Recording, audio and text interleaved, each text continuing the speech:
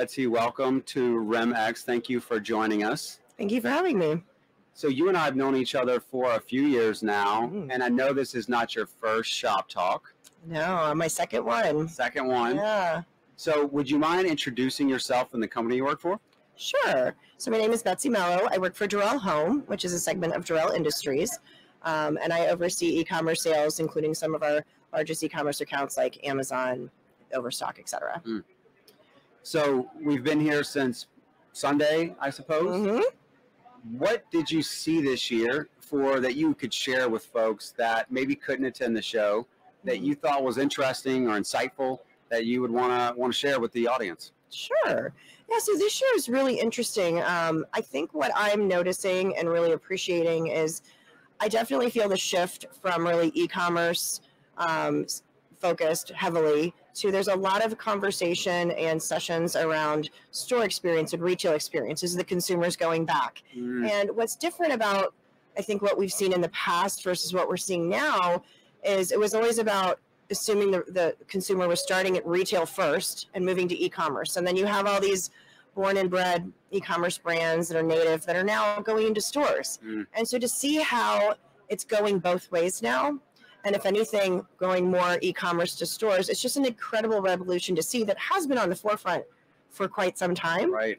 10 years ago was the first time I really saw a store that was modeled after how you would shop e-commerce. Piperlime, which was a division of Gap Inc. at the time, where I used to work, they opened a store in New York that, sold shoes and clothes, but the way they set up the navigation in the store was very similar to how you would browse on e-commerce. And so that was really the first foray into it. They're no longer here, but that was what was kind of sticking out to me in the past few days is really apparent is that we're embracing both ends of the consumer shopping. It's so much more omni-channel now, which we all know, but realizing that it's going both ways was really an interesting perspective for me.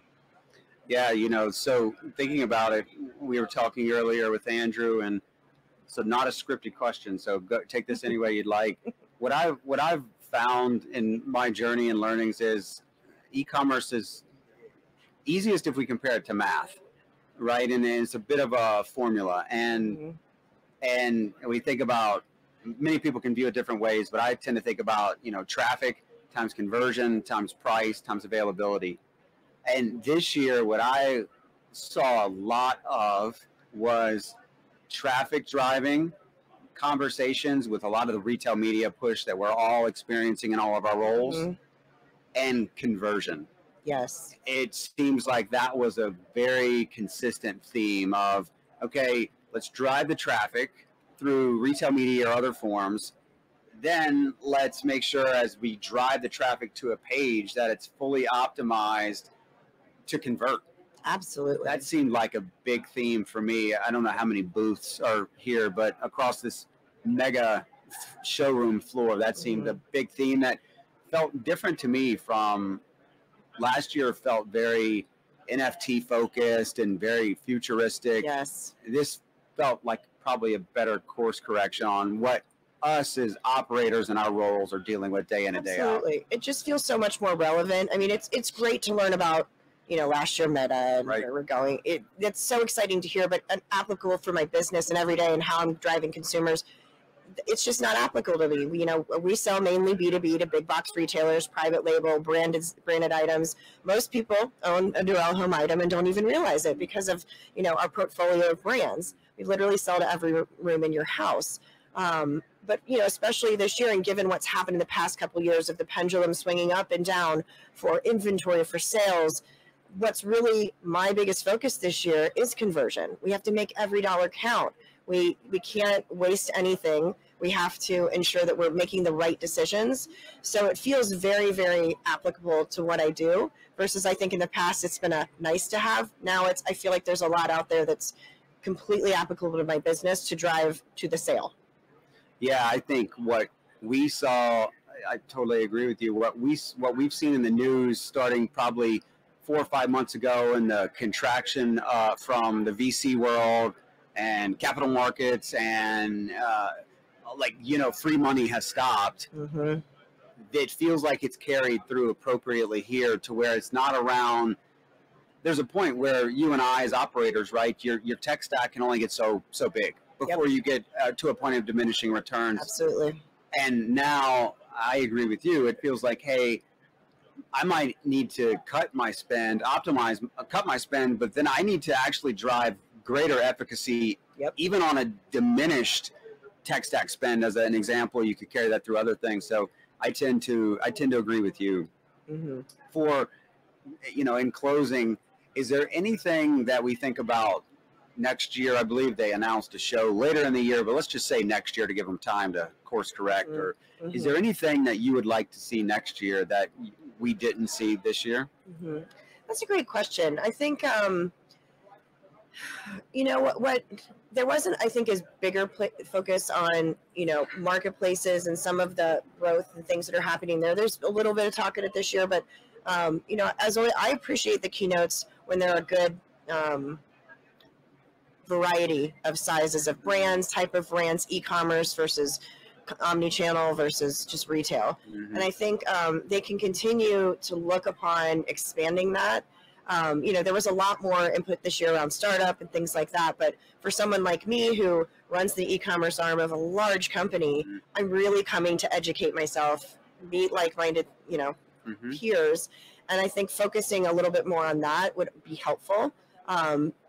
To make sure that you're getting the gamut of what you're showing. Just having a lot of the smaller startup and ideas is great, but I'm looking for applications. I want to walk out of here and go home to my team this week and have plans, have things we can do, applications we can take, learnings from other competitors and experts out there on how you can actually apply it versus just, utilizing a new software or application or something like that. Like business strategy for me and how you pivot would be a huge opportunity. Yeah, that's a great point. I agree with you. I think one of the things I would like to see more of as this evolves is more specific ways in which we can collaborate with peers, like you said. I think also enabling connectivity amongst those peers. Collaboration is one thing, but also connecting not just at the show, but sustainably over time. And I think building a community that's sustainable coming out of these events would be something that I think could create value. So agree. Those would be the few things that I would say. Anything else before we wrap up that you would leave the audience with? No, I mean, I think for me, one of the big things I'm taking away as well is it was really great to see a lot of education around, AI. It's obviously was the big buzzword, a lot of focus around it, but it's for me who, it's really through my retailers that we reach our consumer. It challenged me to think, how will this apply to me? And obviously it's going to hit me in advertising, how we advertise, how we speak to our consumer through our retailers. But additionally, it's the reach, right? We're trying to get to a different reach. And I think at this point for us, it's thinking about channels. And, we might have really focused our channels before. And now we need to start opening that up to allow a little bit more organic competition and search and things like that. So to me, it's, while it's not the 100%, I'm going to go home and execute AI tomorrow. Right. How can I take this back to my organization and think about expanding my reach to my consumer? What are the things that I can do that are going to make it easier and more automated? Love that. Love that. Awesome. Well, thank you again for joining us, and until next year. Yes. Thank you for having me. Betsy.